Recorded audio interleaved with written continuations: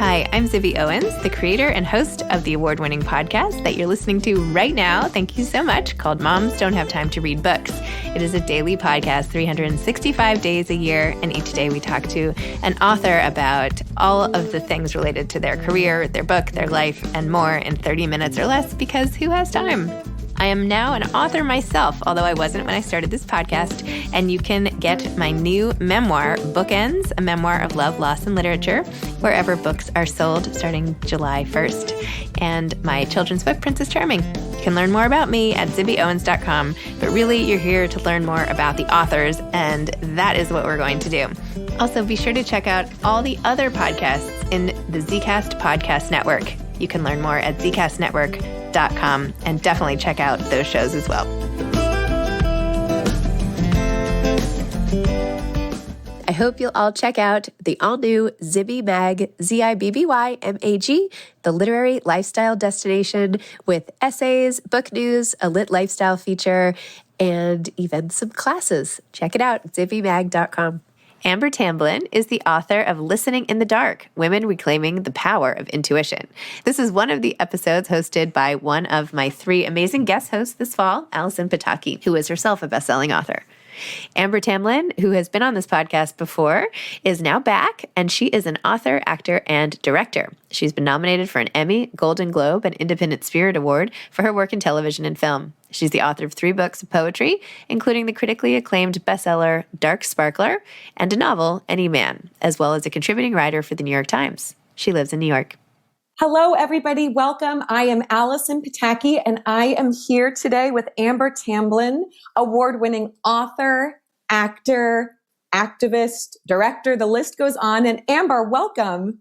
Thank you so much for having me. Oh, it's such a pleasure. So Amber is here to discuss her fabulous new book, Listening in the Dark, Women Reclaiming the Power of Intuition. Amber, can you please tell us how and why you wrote this important book? Oof, where to begin? I've been thinking about this book for a long time, the subject matter of it, and thinking about what intuition means, and not just the meaning of it, but the practical application of it in our everyday lives as women. I think we assume that the intuition is sort of this like woo-woo mysticism, witchy thing, and it's not really attainable. And that's because of, as I explore in the book, generations upon generations, literally hundreds of years of oppression towards the subject, with women believing that rational thought is the only kind of important intellect, and that emotional thought and intuitive thought has nothing to do with that, when the truth is that it's extremely valuable and useful as a practical tool. So Listening in the Dark is an anthology that I put together of women across industries, women from Amy Poehler to essayist Samantha Irby to the New Yorker's Gia Tolentino, Congresswoman Ayanna Pressley, Huma Abedin. We got them all. My mom's Yes, in the book. your mom. She is. And all these women write about their relationship with their intuitive process. Now, this doesn't mean like that they are talking about how great they are and how they are, have their intuition nailed down and they've got it all figured out and they shoot from the hip. If anything, it's more of an examination at looking how they came into the process, how they learned to harness it and use it through trial and error. And then I have a bunch of essays throughout the book that sort of give context to the overall themes that are talked about.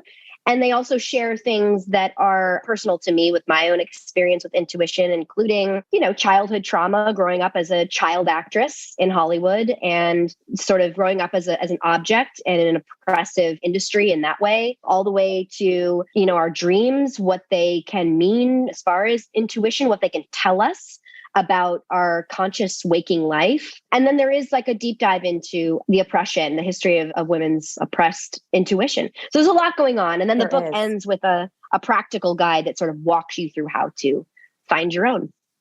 Exactly. There is so much going on and so many different voices here. How did you put together this powerhouse list? As you said, you have actors, you have politicians, you have emergency room doctors, poets. So how did you compile this lineup? And how was it working as an editor, but also a writer? So I think for me, putting this book together was a real labor of love. as I mentioned, that there had been so many books out there. I've written some of them that are about women's movements and equality and rage and feminism and all of these different sort of pieces of, to me, a larger systemic problem of the puzzle, which is our othering as women from our intuitive process, from our unique understanding of what our body and our gut and our mind combined tells us, and the ability to actually listen to that. So to me, I thought the best way to translate that and to really reach readers was to have a diverse body of writers and contributors, people with very, very different backgrounds, different socioeconomical backgrounds, different races, ethnicities, and to have this feel like it was a fully formed idea about all the different ways in which intuition manifests. So I knew many of the people who were in the book, but then there were several other ones like Jessica Valenti, who's a brilliant feminist writer, who I reached out to and connected with. And they were, she was extremely excited to be a part of it, as was sort of everyone else. And that's sort of where it came about, was this idea of having a chorus of voices speaking about this very, very important topic, which feels so timely right now in this culture. Yeah. Did you get everyone you wanted? That's a great question. Could have been 1,000 pages, right? You could have had probably. Honestly, at one point, my editor, Laura, was like, we have to stop asking now. Because everyone's saying yes to you. Yeah, that's exactly right. I mean, some people who I would have loved to have in this book would have been probably like Ann Carson, Mary Beard. There were a few, but then it's like you start to go into this. Beyonce. You talk about her. Always. Can she like be in everything that I do? You talk about the Beyonce chakra, which we'll get to in a minute. That's right. That's right. So then that's your sequel. You'll have all those women when the sequel comes out, right? Yes. I'll have all of those women when the sequel comes out. We'll see. Maybe there'll be like a whole other book about the same subject. Awesome. So you talk about how really from the age of, girlhood, childhood, and you talk about yourself specifically, but a lot of your writers also touch on this. We are sort of conditioned as young girls, not only to lean toward rational thought, but also just to cut ties with our intuition because we want to be polite or we want to sort of fit into the expectations that others or that, society might have for us. And so then there's this severing that sort of has to happen with that inner voice. Can you talk a little bit about, how that sort of played out for you and some of your other writers and just sort of how as women we can sort of unravel that conditioning that's going on? That's a great question. It was such an interesting experience because as much as I was like, I've got this great idea for a book. I've been thinking about it for years, wanting to approach it, then asking all the writers, everyone who said yes, then we're starting to write. And I think almost everybody, except for a few women, were like, what the fuck am I going to write? I think there was a real sense of panic of like, oh, how do I describe it? Because I really asked them to try to go a layer deeper than just talking about terms we understand that don't have a real definitive meaning. For instance, an inner voice, a feeling in your gut, those types of things. I mean, we understand them, but then how do we trace the steps? If you're going to make a decision about a job, if you're going to make a decision to end a marriage, if you're going to make a big life decision, a personal or professional decision, what are the steps that you take to get there? And to me, I really wanted them to go through that process and talk about the way your brain goes back and forth because fight or flight, and you might be terrified of what that answer might be. It might be something that might, uproot your entire livelihood and the stability of a family, the stability of a life. These are not easy questions to answer for yourself. And sometimes the answer that you arrive at is really difficult. To me, I wanted to be able to have them. And that was part of our beautiful reciprocity as editor and writer is I would sort of go through with them and ask them to like, can you expand further here when you're talking about this feeling?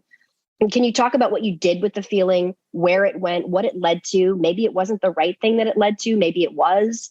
But really sort of saying like, how do we go through practically so that, my great hope is that this book will help younger generations of women, teenage girls, women in their 20s, so that they don't have to go through what a lot of us went through with years and years and years of second guessing ourselves. Yeah. So that is my great hope for this book. And I wanted to show that, like, hey, these powerful women, these women that you love, that you idolize, that you think are like the most incredible women because they are doctors, healers, actors, writers, politicians. They have also second guessed themselves their whole lives. They have also had to go through a process to get here. And so hopefully through their essays and the pieces that I add to it, you will feel a little less alone in your own process to try to harness your intuition.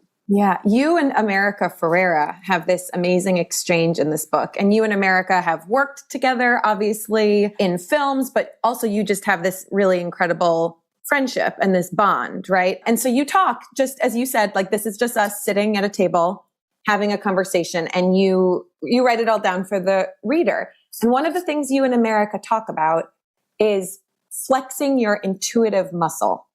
And how you've both really worked through that as not only as child actors coming up, in the industry, but now as leaders and activists and writers. How do women learn or practice flexing their intuitive muscle? It is so hard. It is not easy, but I think if we see it like a valley of peaks that we go over, and each one gets smaller and smaller. So maybe the first couple are really steep and they're really hard to get over. And then you come down on the other side. And then the next one is smaller and smaller and smaller. And so that it doesn't become so difficult after a while. But I think when we're talking about flexing an intuitive muscle, it is that thing. And for women, and they talk about it in the book, sometimes it's like a tingling in the ear. Sometimes it's like you get cold all over. Sometimes you just go inward. Sometimes it does really manifest literally and physically in the gut. Mm-hmm. But when you sense something isn't right, there is a fear that kicks in automatically. I mean, they're immediately your mind, it is its job to tell you, don't do that. That's going to rock the whole boat.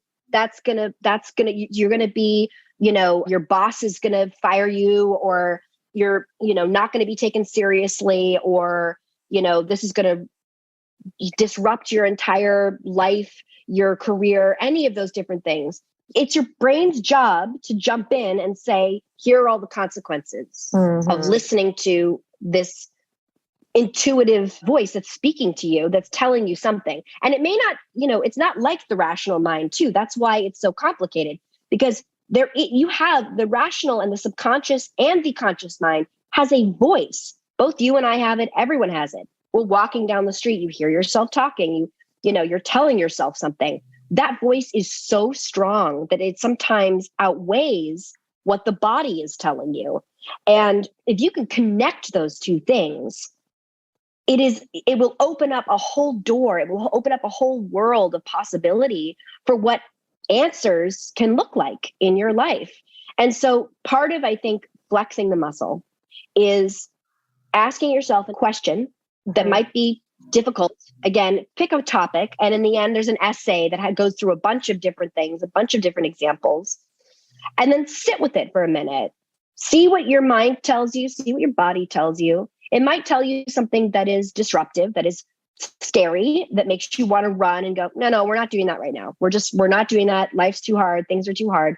So it's not necessarily about going with that answer, but it's about holding on to that and respecting its truth as something in the future you might want to use. Or, as America talks about in that essay, actually doing the thing that terrifies you. As she talks so beautifully about, nothing in her life, from her personal growth to her professional success, nothing has come to her without trembling, shaking, terrifying fear first of doing it, of asking to produce something, of asking to be the first Latina director on a set of her show, of asking to do, all of these different things, of just, as she talks about, literally crying in a trailer, shaking and crying, thinking, I can't do this. I can't do this. And then going through and figuring out, well, why not? What are you afraid of? So that muscle is so powerful. And the more you flex it, the more it becomes as powerful as the mind and the voice in our rational thought. And those two things combined are a force that the world is not ready for in women. Yeah. Yeah. You talk about too, it's really this haunting chapter you write about Brittany Murphy and how you both came up together and how you know, your memories of the last time you saw her and heard her speak. And she whispered something to you in passing as you were both at an audition. It's called Crossing Paths with Ghosts. Can you talk about what that experience meant for you? Sort of you saw Brittany sort of as a foil or the direction that you very easily, your life could have unfolded or gone in that direction. Can you talk a little bit about sort of your reckoning with that and your writing about it? Of course. So several years ago, I had a book come out called Dark Sparkler, which explored the lives and deaths of young and child star actresses. So women, I kind of looked at women below the age of 40. It became an absolute obsession. It became investigative journalism. It became something that took me 7 years to write. It's also something I think that sort of transformed me as a writer and put me on the map in a lot of different ways. And one of the poems in there is called Brittany Murphy, and it was for Brittany. And it was so interesting to me because writing this essay, which is also about creative process and about how do you find the thing you're trying to say? And especially as a writer, as an artist, how do you find it? And how do you let yourself go through the fear of writer's block? And it's not coming to me, or I've written a few words and it's terrible. And how do you push past that? And for me, so much of that, trying to write that poem and many of the poems that were in that book was about, letting myself go through the process I needed to go through, which didn't look like anyone else's process. We can all read, as I mentioned in the book, Stephen King's On Writing, or you can read books about how to be a writer. But the truth is that the best thing you can do for yourself as a writer and as an artist is find your own unique intuitive process. Mm-hmm. And what I'm talking about when I say that is like, it might look, for instance, like for me, it might look like procrastination, walking around, cleaning my whole house 15 times, answering a million emails, going to see a movie, ignoring it, coming back, writing a few things. Maybe there's a line or a sentence that pops through that feels like it's worth exploring, opening up, sitting with it and telling my body that it's okay and telling my brain that it's okay, that it's not going to just come tumbling out like some magical spell, because that's not how it works for everybody. It's so funny. My late mentor, who the book is dedicated to, Jack Hirschman, used to say, you have to be a good writer, you have to write every day. And I don't think that's true. And that's when I knew I became a writer, is when I separated from him and his way of writing. Mm-hmm. So for me, it was about absorbing the outside world and letting myself go through the process I needed to go through in order to make that happen. So the essay is an examination of Brittany and looking at my life in the early aughts, in the early 2000s, when there was like a lot of these teen actresses and, we were all in the early stages of social media. It was actually slightly pre-social media at a time when paparazzi felt like very dangerous, like literally dangerous. They were chasing people down. People were getting killed. Like it felt dangerous in the world, 90s, early aughts, that sort of era. And sort of what it meant to look at someone like Brittany Murphy, who wanted to come to Hollywood to act so badly and succeeded in that, but then in the process kind of lost herself. Mm-hmm. So the essay is about finding myself in honor of her ghost and sort of keeping her ghost close to me as like this thing that's inside that is there as a voice of a reminder that life and death are important parts of our existential process, meaning like death is a good thing, not the literal death, but going through it, changing, going through hard questions, answering them, and then following through, starting over, renewal. All of these things are so important to our processes. And that's sort of what that essay is about. Absolutely. What was it like switching hats between your writer side and your editor side? Like, what was it like editing Amy Poehler or your mom? How was that? Did you have to sort of take them on different days and take them, in different mental and emotional places for yourself? Oh yeah. I mean, I had to have a huge spreadsheet for everybody to make sure, how many passes had gone through. Working with Amy was super fun. She's also just a really funny, good writer. Her piece is about, being assaulted on a street, this experience, which is like partial assaults, like it didn't go all the way that it was supposed to, but sort of how it affected the rest of her life. It's in typical Polar fashion. It's extremely funny. It's beautiful. It's heartwarming. It's devastating. It's all of the things that she is capable of. And I really loved her essay. My mom and I had such a funny experience editing our piece, of course, because there's so much history there. And, I think I'm always right. And my mom thinks she's always right and that I should listen to her because she's my mom. My mom is a extraordinary woman. She's been a teacher for decades. She teaches counsel and life skills in California, which is like a process where you get kids in schools to sit in circle, pass a talking piece as an exercise in listening and communication especially for middle schoolers and high schoolers, which is like a very difficult transitional time. And I think for a lot of the essayists, a lot of the contributors, part of the work of the essay experience of writing it was trying to make sure that what they were saying, what they understood to be true was then, something that was translatable to the reader. So meaning oftentimes my mom would give statements that totally make sense to her because she's been in this world forever and she has such a deep connection with her intuition. But I would have to say sort of like, okay, but imagine you are somebody who, works in accounting at some company somewhere, who's a woman who's never ever doesn't even know what intuition means, doesn't even know what that word is. How would you explain that to her? Mm-hmm. So there was a lot of that. It was just sort of like opening it up a little further instead of giving terms that are understood to the author, trying to find a way to describe intuition in a really universal way. Yeah. How would you answer that question for us right now to someone who may not have that sort of quick answer? How would you define intuition for the accountant who doesn't know what it is? I mean, it could be anybody. I know plenty of people too that don't have deep connections, but are trying. Yeah. So what would my definition of intuition be? Yeah. A different kind of intelligence is what I would probably call it, because I want to keep connecting it with the idea that it's not out here somewhere. It's not what, hundreds and hundreds of years of the patriarchal world, which has controlled everything from medicine to the advent of mental health to women hearing voices, hundreds of years ago during the Salem witch trials and beyond that. The idea of hearing voices, of being called to understand something, it's not out here.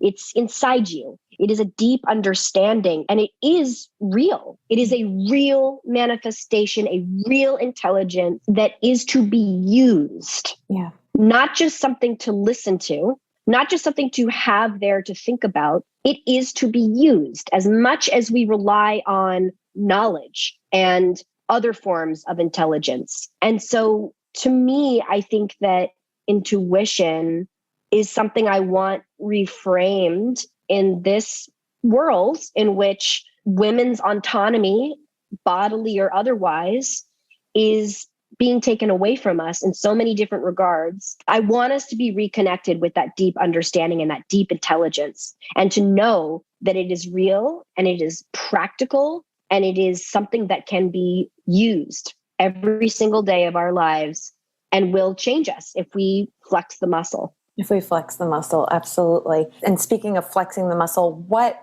advice or wisdom would you share to aspiring writers or first-time writers or lifelong writers who are working on their own books? What advice would you give? What would you share? Let the muse rest. That's what I would say.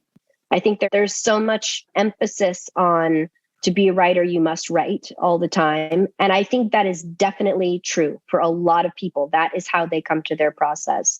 But I think find your unique process. It is the only thing you can do. Find the way in which you uniquely arrive to the page and what you uniquely have to say and how you uniquely say it. That is what sets you apart from everyone else. And sometimes that is reframing our mind around this idea of, again, writer's block or something, or not being able to do it. And my other mentor, the late Wanda Coleman, who's a brilliant poet, would say, you've got to let the muse rest. she's in there, she's resting. She'll awaken. If you keep your mind on it, if you keep your gut on it, if you keep thinking about it and letting it sort of marinate in your head and in your body, let it grow there and let it trickle out a little bit at a time when she gets up, when she goes to sleep, all of those things. But I think that is some of the advice that I would give, and to make sure that you are really giving the space for your most authentic self as an artist and a writer to arrive. And that aligns so perfectly with listening in the dark and following your intuition, following your deep inner wisdom, women reclaiming the power of intuition. Amber Tamblyn, how can readers connect with you and find out all the latest and greatest as you and this book are making your way through the world? I'm on Instagram at Amber Rose Tamblyn. I also have a website, amtam.com. That's my mom's nickname for me. I'm on Twitter at Amber Tamblyn, posting lots of really great things there, including behind the scenes of our tour, interviews with authors, ridiculous reels. Why not? So it's a lot. I've been having so much fun promoting this book because it feels like something that is expansive and regenerative in a way that I think all of the numbness that we have felt, and it has been so difficult, especially with the pandemic and everything else. And I just want to resensitize women to this really important part of our intuitive process. Amber Tamblyn, Listening in the Dark, Women Reclaiming the Power of Intuition. Thank you so much for writing this book, and thank you so much for speaking with us today. Always a pleasure. Thank you so much. Thanks for listening to this episode of Moms Don't Have Time to Read Books. Don't forget to follow me on Instagram at Zibby Owens and at Moms Don't Have Time to Read Books. Also sign up for my newsletter at zibbyowens.com and sign up for my virtual book club and meet lots of authors on Zoom every other week. Thanks so much to Steve and Ryan at Texture Sound for the sound editing. And thank you to Morning Moon Productions for providing this fantastic intro and outro music.